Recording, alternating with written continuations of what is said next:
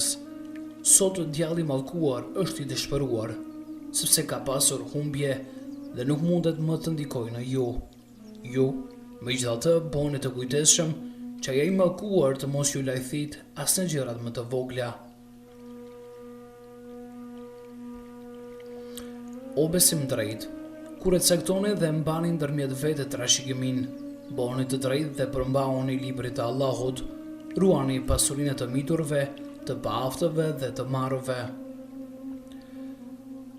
Zoti çdo njeriu i ka dhënë të drejtën e vet, prandaj nuk ka nevojë të lihet trashëgimtarëve testament, ndërsa testament nuk mund të lihet më tepër se 1/3 e pasurisë. Fëmia i takon atij në shtratin e të cilit është lindur. Kush pohon si e takon tjetër kuj përveç prindit, atë do të arrijë mallkimi i Zotit. Nuk i lejohet gruas që do jap diçka nga pasuria e burrit të saj pa lejen e tij. Borxhin duhet paguar, ndërsa sendin e huazuar duhet kthyer. Dhurata duhet kthyer me dhuratë. Kush hyn dorëzan për dikë, ai obligohet dhe me përgjegjësi për dorëzanin. Bismillahirrahmanirrahim. Të dashur vëllezër, të nderuara motra kudo që jeni, selam aleikum wa rahmetullah. Gjithë falënderimet janë për Zotin Dhul Xhelal dhe salatat dhe salavatet janë për të dërguarin e Allahut Muhammed Mustafa sallallahu alaihi wasallam. Duat e mia janë për ju kudo që gjendeni, Zoti ju pat mëshirë dhe bekimet e mia edhe për ju. Të dashur kudo që jeni. Dhe erdhi Islami dhe na sugjeroi, na mësoi, mirë se vini në pjesën e dytë të ligjëratës tonë, çka na mësoi Islami dhe cilat ishin referencat e tij. Ebu Hurajra radiallahu anhu ishte njëri nga transmetuesit e mëdhej të haditheve të dërguarit të Allahut sallallahu alaihi wasallam, i cili ishte jashtëzakonisht i ri në moshë. Dhe kështu që përjetoi shumë gjenerata më vonë pas vdekjes së pejgamberit të Allahut në Medinë, deri në moshë të shtyrë.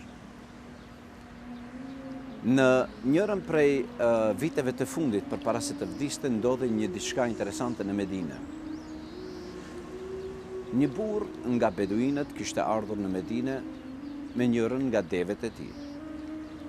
Dhe në parkun apo në oborin e njërit nga qytetarëve të Medinës, si duket nga njëra prej palmeve të tij, e kishte lidhur këtë deven e tij dhe kishte dalur në qytetin e Medinës.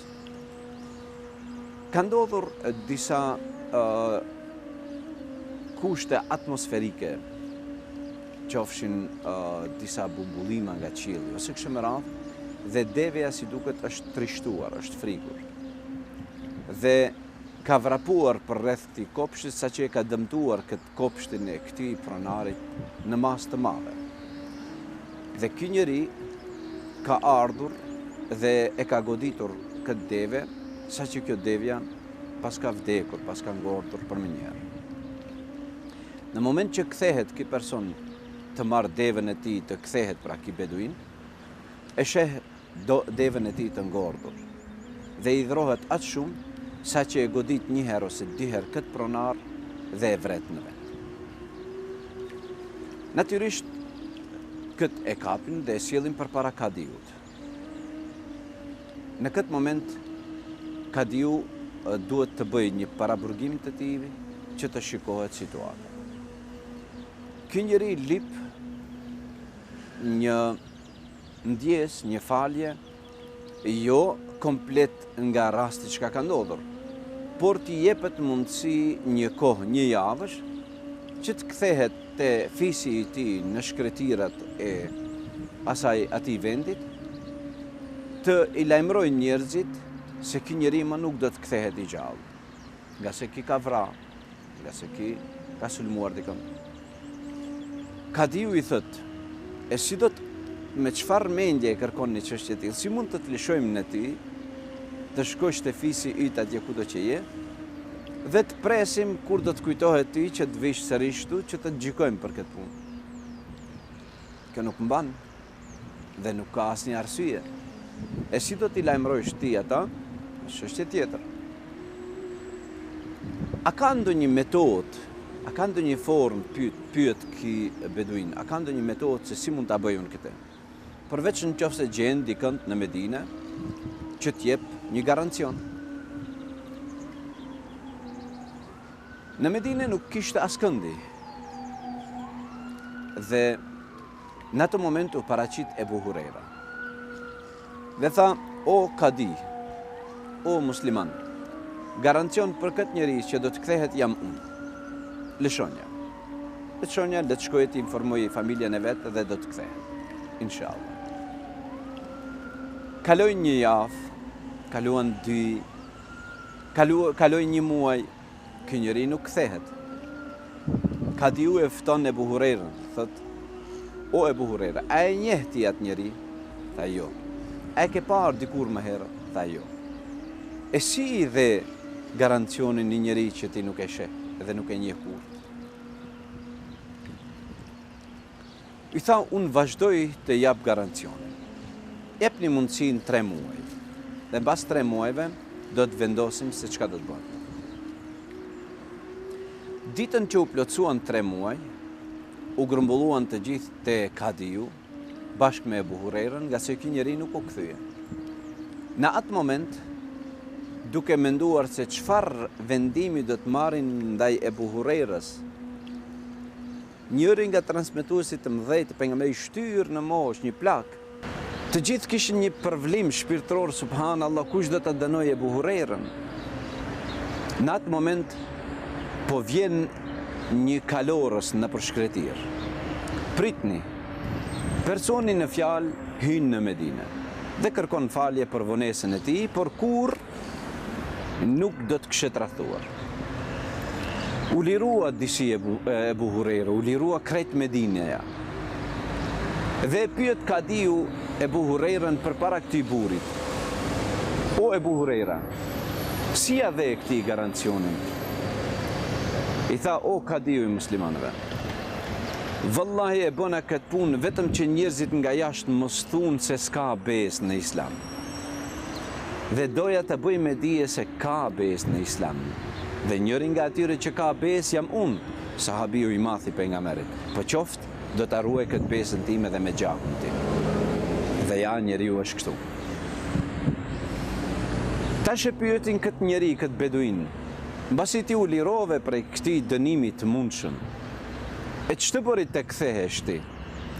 Tha, erdha që t'rregoj deri këtu që fisi im ka besë. Dhe kur ta japim besën, dhe unë kthehem, dhe ja kum keni. Kur dëgjoj kabilja e këtij burrit të cilën kishte vdekur përpara sa muajve, tha, në emër të këtij Islamit edhe ne ja falim gjakun, dhe le të dihet që edhe në Islam ka falje. Zoti ju udhëzoft të gjithë. E ne të dashur telespektator, kudo që jeni, kemi besë, kemi falje, mund t'i përdorim këto atribute të mira që i kemi pasur edhe në traditat tona kombëtare, edhe në mësimet tona fetare. Mund t'i përdorim këto ndaj fëmijët tënd, je i gatshëm të shtrëngish dorën e pajtimit me tezën tënde, me hallën tënde, që si duket ka arritur hidhrimi edhe deri në linjën e parë farefisnore. Ke këtë besë të cilën të ka thënë pejgamberi dhe Kurani i tij, ke këtë besë të cilën të ka mësuar tradita ite? Bëhu ai i cili do ta shtrëngish dorën i pari. E pejgamberi Allahut tha, në qoftë se di të hidhruar, nuk kërkojnë shkakun e hidhrimit, po i pari e shtrin dorën për pajtim, është i pari që i ka shtrin dorën për të hapë derën e xhenetit. Bëhu ai i cili do të hapish derën e xhenetit. O ju njerëz, dëgjoni çka po ju them dhe mbani mend të mirë. Unë po ale librin e Allahut, Kuranin, i cili nëse i përmbaheni, gjithnjë do t'ju ruaj që do mos e humni rrugën e drejtë, rrugën e drejtësisë dhe të së vërtetës. Kurani është libër i qartë dhe i shenjtë, vepër e vërtetë e Allahut, fjalët e tij, në vërtetësinë të cilet nuk ka dyshim. Pas vetës se keni tërë jetën time, fjalët dhe veprat e mia, gjithçka që kam folur, punuar, jam përpjekur që ato të jenë në përputhshmëri të plotë me urdhërat e Allahut. Ju me të vërtet nuk do të lajthitni përderisa ti përmbaheni Kuranit dhe Sunetit tim. Dhe erdhi Islami dhe na bëri modest, na bëri të butë, na bëri të suksesshëm dhe të buzëqeshur. Erdhi Islami dhe barazoi midis udhëheqësit dhe atij i cili udhëheqeshte. Midis udhëheqësit të pronarit, midis pronarit të një kompanie së madhe dhe midis punëtorit të tij, pa dorën e të cilit pronari nuk do ishte në atë pozitë, pa djersën e të cilit pronari nuk do të kishte këtë pasuri. Dhe erdhi Islami dhe mësoi midis udhëheqësit të muslimanëve dhe midis shërbetorit të tij, balancoi midis tyre dhe i ngriti me modesti. Dhe po a them këtë fjali në fund të këtij programit ton, se si ngriti Allahu njerëzit me modesti. Në moment që pejgamberi i Allahut ndroi jetë dhe Ebu Bekër e Siddiku ngrit në shkallët e hutbes së xhamisë së pejgamberit të Allahut, dhe ju tha: o njerëz, ju më keni zgjedhur mua përderisa nuk jam më i mirë se ju. Dhe në qoftë se ju tani më zgjodhët, më përkrahni përderisa e shihni se jam në të drejtë. Dhe më korrigjoni përderisa e shihni se ka nevojë për korrekturë. E dinja se i fuqishmi juaj që zotohet se është i fuqishëm, është unë i dobët. Dhe i dobëti juaj që mendon që është skamnor dhe i dobët, është unë i fuqishëm. Dhe nuk do ta lënë përderisa do të balancojnë midis këtyre dy sferave, midis dy elementeve. Dhe erdhi Islami dhe na bëri modest. Në moment kur ushtria e muslimanëve ishte në Mesxhidi Aksa, në Quds Sherifin, në Palestinën e Sodit, por çelësat e qytetit të Jerusalemit ende nuk i kishte në duar. I dhanë një haber Omerit në Medinë, Omer ibn el-Khattabit, duke i thënë: kemi një lajm nga udhëheqësit krishter të qytetit e Jerusalemit. Po të vinte Omeri të i pranonte çelësat e qytetit me duart e tij, nuk ka nevojë për luftë. Nuk do t'ju kundërvihemi fare. Omer ibn el-Khattabi e konsultoi këtë çështje në Medinë dhe vendosën që të shkojnë të shpëtojnë gjaqe të shumta.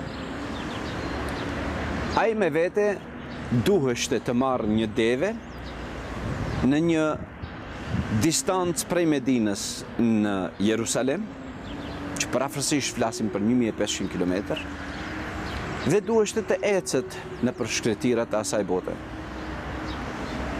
Me vete guxonte të marrë vetëm një ndihmës bashk udhëheqës ose bashk udhëtar, që ishte Salimi, ishte shërbetori i Omerit. Mirë po të dytë, në një deve nuk lejonte Omeri që t'hip për hatër të deves.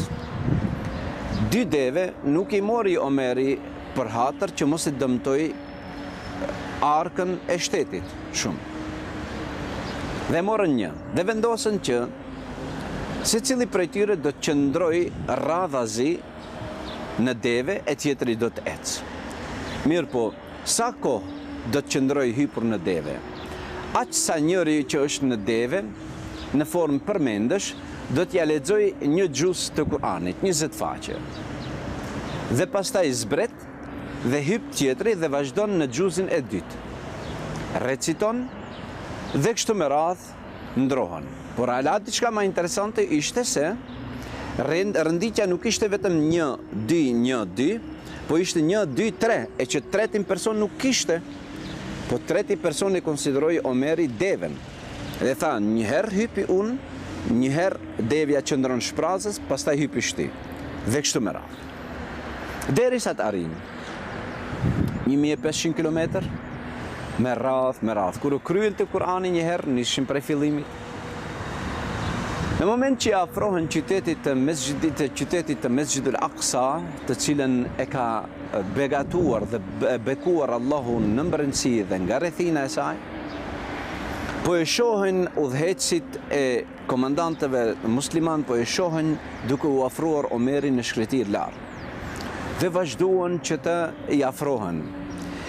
Të gjithë qyteti i Aqsa, si Jerusalemit, ka dalë në pritje, musliman dhe jo musliman. Të gjithë kishin dëgjuar për një Omer të drejtë, të rjept, por shumë të drejtë.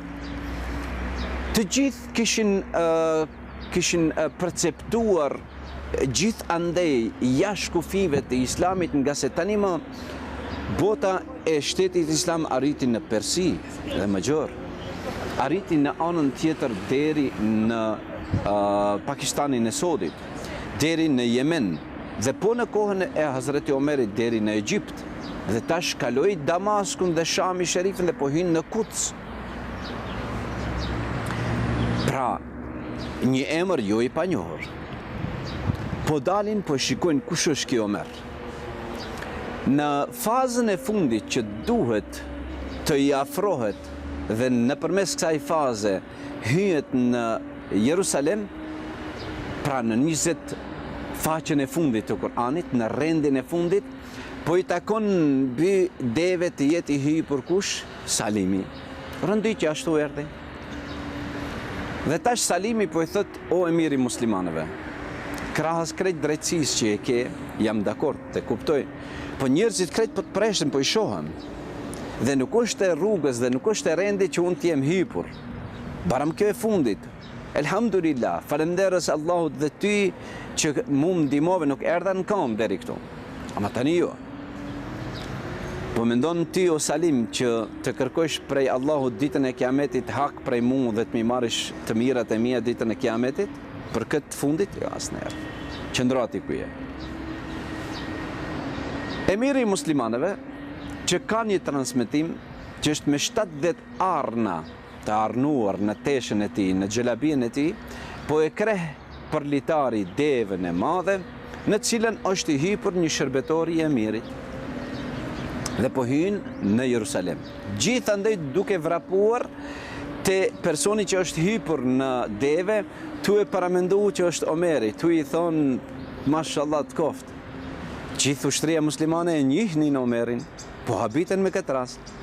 E këto kardinalet e mdhej po i afrohen. Salimi po transmeton duke thonë, unë po ja bëj me gisht, jo unë, a i poshtë, nuk jam unë emiri, a i poshtë. Njerëzit u ndaluan, që bo me këtë? Përveç se krye kardinali i tyre u afrua dhe tha, pasha Zotin, e kemi lexuar në libra tona të shenjta, që kur do të vi njëri nga udhëheqësve të muslimanëve të e pranon këtë, i cili do të ketë shumë sifate, shumë cilësi në pamjen e tij me të pejgamberëve, kur do të vinë, ai do ta e kreh devën, kurse shërbetori i tij do të jetë hypër. Dhe në teshat e tij do të ketë një numër të madh të arnave të arnuara. Paramendoni në qoftë se Omeri bile këtë pikën e fundit nuk do ishte i drejtë, do ishte hypër. Për më njëherë, një lloj besimi i fuqishëm që kishin këta njerëz të lexuar në librat e tyre, do të ktheheshte. Omeri jo. Dhe erdhi Islami, dhe këtë Omer të cilën e njohëm pak më herët, sidomos nga pjesa e parë, na tregoi se e shndroi në një udhëheqës të fuqishëm. O besim drejt, flitni gjithë të vërtetën e pastërt, urrejtja, asnjëherë të mos ju largojnë nga rruga e të drejtave dhe drejtësisë. Drejtësia është motra e devotshmërisë. Friksojnë Allahut, ai e sheh punën tuaj.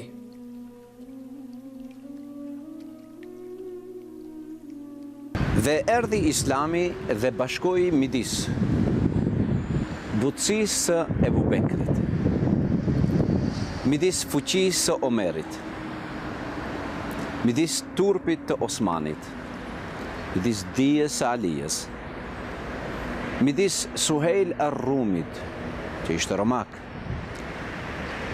midis Selman el-Farisiut, që ishte persian, midis Bilal el-Habeshiut, që ishte nga Etiopia dhe ishte nga rasa zezake. Të gjithë këta dhe shumë të tjerë i futi në një rend, në një saf, dhe të gjithë këta i bëri bura të historisë.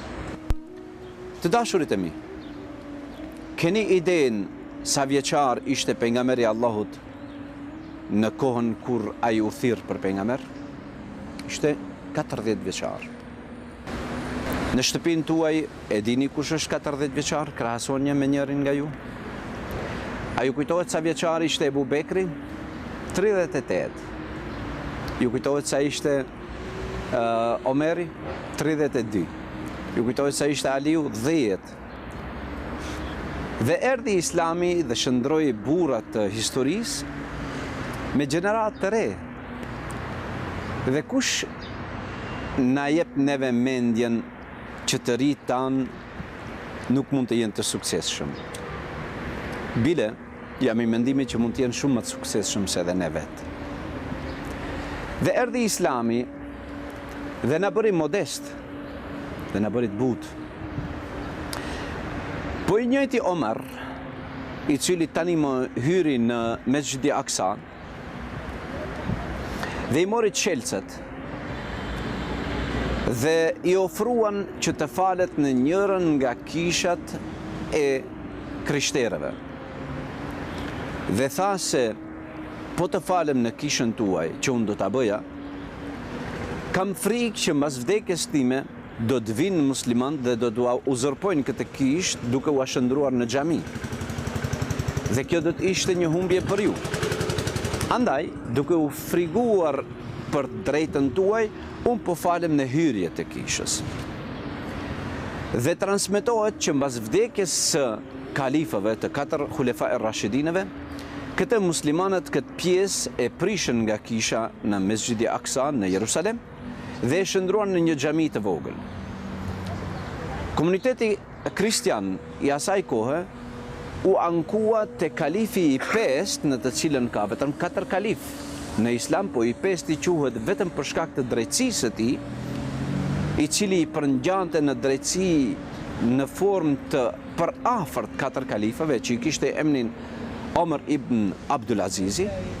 Shkuan taj dhe u ankuan këtë fjalë që na ka thënë njëri nga gjishrit tu, tani po e bën muslimanët, të lutem që këtë pronë të na kthesh.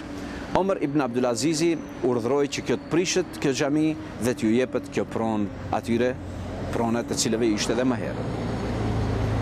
Dhe erdhi Islami dhe këtë botën e shekullit 7, shekullit 8 e shndroi në drejtësi absolute. Është e kollajshme për na të flasim sot për një drejtësi dhe organe të larta dhe gjyqjet gjithandej të botës, por nuk është e drejtë të krahasojmë me një botë të shekullit 7, ku askush nuk fliste për drejtësi, po vetëm për fuqi. Ky Omer, i cili hyri në Jerusalem, po e sheh Muavijen dhe Ikremen radiallahu anhum ejma'in, të cilët ishin në vesh me saltanat të Jerusalemit, të cilët i kishin larguar xhelabijet e Medinës, të cilët i kishin hekur turbanat e një beduinit nga shkretira dhe ishin veshur fodull dhe të bukur. Dhe i sheh Omeri në këtë formë, nga sa ata ishin njërej nga disa nga komandantët që para se të vinte Omeri në Jerusalem ata ishin veçati. Dhe i than: Ikreme, Muavije, ç'u bë me ju? Pse jeni veshur kështu? Ndoshta vallë po ju ka mashtruar dunjaja? Ndoshta vallë menduat se arritet krejt dunjan? Pasha Allahun, nuk ju lejoj ta bëni këtë. Keni t'i riktheni veshjes tuaj modesti që i keni pasur për herë. O emiri muslimanëve, dëgjoj të lutem. Ne gjendemi me një kulturë tjetër. Gjendemi tek njerëzit me fe tjetër dhe me mentalitet tjetër. Në qoftë se duam të përcjellim Islamin në formë burimore dhe të kuptueshme, atëherë duhet patjetër spaku veshjet tona t'i vendojmë, t'i veshim dhe t'i përshtatim i vendit ku jetojmë, me qëllim që të merremi më seriozisht në misionin tonë. Ndaloi Omeri dhe tha: në qoftë se është kështu, atëherë le të jetë kështu. E në qoftë se nuk është ashtu, pasha Allahun, këtu në këtë dynja dhe në botën tjetër kam me marrë hak për juve. Në atë moment, shkoi më tutje dhe u ul në tokën e Jerusalemit të bekuar dhe mori nga pluri i tokës e tij dhe gjuante mbi teshën e tij të arnuar që tani më e dyni. Dhe tha: kunna adhalla qaumin fa'azzana Allahu bil Islam. Mehma talabna al-izzata ghayr al-Islam, adhallana Allah. Ishim popull më të asgjësuar, më të nënshmuar në gjysmë ishullin ton arabik. Na ngriti Allahu me Islamin, duke na modestuar dhe na bëri të mençur, dhe na bëri të kujdesshëm. Në qoftë se do të kërkojmë ngritje tjetër ende mbi këtë Islamin, do të na plasë Allahu aty ku ishim që në fillim. Dhe erdhi Islami dhe na bëri të kujdesshëm dhe na bëri të mençur. Vëllezër të dashur, motra të nderuara, apeli i gjithë kësaj, të cilën tani më po e shfaqim dhe po e përcjellim përmes sahabëve të ndryshëm nga fragmente nga historia islame, të gjithë këta kanë nga një apel që duhet të reflektojë në jetën tonë të përditshme. Mesazhet të tilla duhet të reflektojnë në jetën tonë të përditshme, duke filluar nga ajo se si je ti me modestinë tënde, si je ti me drejtsinë tënde, dhe si sjellësh ti me njerëzit në të cilën ti vepron dhe agon, me njerëzit të cilët i ke në shoqëri, apo edhe fare me njerëzit të cilët nuk i njeh. Si je ti me njerëzit të cilët nuk janë të fesë tënde dhe të kulturës tënde? Si sjellësh ti me të gjithë këta? Në këto edhe më shumë kishte disa mesazhe nga ana jote. O ju njerëz, e dëgjuat porosin time, futeni në zemrat tuaja në jetën tuaj, të gjithë ata të cilët i kanë dëgjuar fjalët e mia, le tua përcjellen atyre që nuk i kanë dëgjuar, sepse për atyre mund të ketë më të kuptueshëm se vetë dëgjuesit. Pas një pushimi të shkurtur, pejgamberi a.s. me zë të butë ka thënë: o Zoti im, e kam përmbushur detyrën time dhe misionin e besuar. O i dërguari i Allahut, ti besikërisht e ke përmbushur misionin tënd dhe neve na ke komunikuar çka të ka urdhëruar Allahu. U përgjigjen mase 100.000 haxhin të pranishëm në këtë tubim. Atëherë, Muhamedi a.s. me zë solen foli: o Zoti im, dëshmon në këtë. Atë ditë, Allahu Xheleshanu u shpalli ajetin e Kuranit: sot juve u kam përkryer fen tuaj dhe begatin time ndaj jush e kam plotësuar dhe jam i kënaqur që Islami të jetë feja juaj. Erdhi Islami dhe na mësoi respektin e komunikimit me njerëzit. Dhe erdhi Islami dhe na mësoi si duhet të flasim me njerëzit. Transmetohet që pejgamberi i Allahut sallallahu alaihi wasallam asnjëherë nuk ka folur me dikë përderisa e ka pasur prapa shpine ose në anën e djathtë apo të majtë. Por ai e ka marrë atë person si kible. Kujdes, çka do të thotë ka marrë si kible? Gjithmonë kur ka folur me te, nuk e ka pasur krahërorin të kthyer dhe të flasë në këtë format. Por kible do të thotë krahërori duhet të drejtohet ka njeriu në të cilën fol dhe ka folur me atë këtë. Pra, asnjëherë nuk ka kthyer vetëm kokën që të flasë me dikën, për shkak të respektit të paksuar të dobët, por e ka marrë si kible. Në qoftë se jemi duke u falë në namaz dhe e kthejmë kokën anësh duke u falur, është njëra nga veprat e papëlqyera të namazit. Po në qoftë se e kthejmë komplet krahërorin dhe ndrojmë kiblen, kjo prish namazin.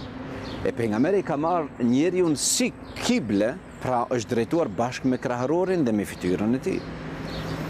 Dhe erdhi Islami dhe na mësoi respektin në komunikim.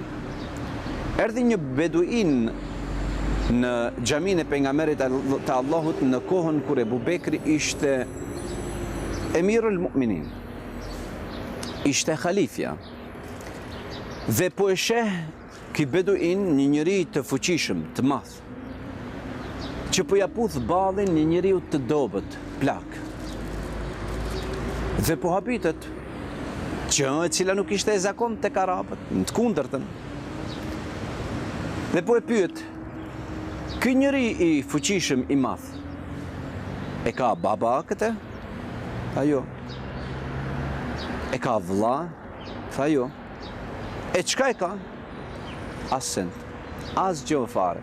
Kjo është udhëheci i muslimanëve dhe ne tjerët jemi besimtarë thjesht dhe nga respekti që ka ja puth ballin Omeri Ebu Bekrit. Aq. Wahabit. Çfarë forme? Thash kjo forma e komunikimit në Islam. Forma e komunikimit në Islam është aq e butë dhe aq tërheqëse sa që pejgamberin e Allahut sallallahu alaihi wasallam e bëri atraktiv. Dhe Allahu i tha të dërguarit të Allahut sallallahu alaihi wasallam: "Linte lahum, walau kunta faddan ghalidha al-qalb lanfaddu min hawlak." Ti ishe i butë për ta, duke ju mështruar ose falendruar rahmetin Allahut. Nga se po të ishe ti i egër me ta dhe i rjept, do të ishin larguar nga ty. E pejgamberi Allahut nuk ishte i rjept pas i egër, në të kundërtën. Isha ai të cilën vraponin fëmijët e Medinës që t'i shkonin për rreth ti. Ishte ai i cili në njërën prej rasteve, duke u falur në xhamin e tij, e zgjati aq shumë sejdën sa që u habitën njerëzit dhe i thanë: "Ja Rasulallah, a mos do të bëhet kjo ditë ndonjë fest për të ardhmen?" Tha jo. Pse po më pyetni? Nga se qëndrova aq shumë gjatë në sejdë. O njerëz të mirë, mbi qafën time ishin duke luajtur fëmijët e xhamisë, Hasani dhe Huseini. Dhe unë isha në sejdë. Po t'isha ngritur lart në këmbë, e dija se do të rshqitnin nga shpina ime dhe do vriteshin. Prita derisa të kryjnë lojën e tyre dhe unë ngrita vazhdum namazin. U habitën. Dhe erdhi Islami dhe na mësoi edhe formën e komunikimit edhe me fëmijët. Mendoni ju, të dashurët e mi, që në për xhamiat tona sot duhet të jenë fëmijët? Mendoni ju se duhet të luajnë fëmijët në xhamiat tona? Mendoni se xhamiat duhet t'i mbyllim për çdo element tjetër të mbeten vetëm 1-2 safe prej burrave të pleq brenda? Kështu nuk veproi pejgamberi Allahut. Ai dashni ndryshe. Dhe erdhi Islami dhe na mësoi. Ju përshëndes dhe ju lëm në mbrojtjen e Allahut. Wassalamu alaikum wa rahmatullah.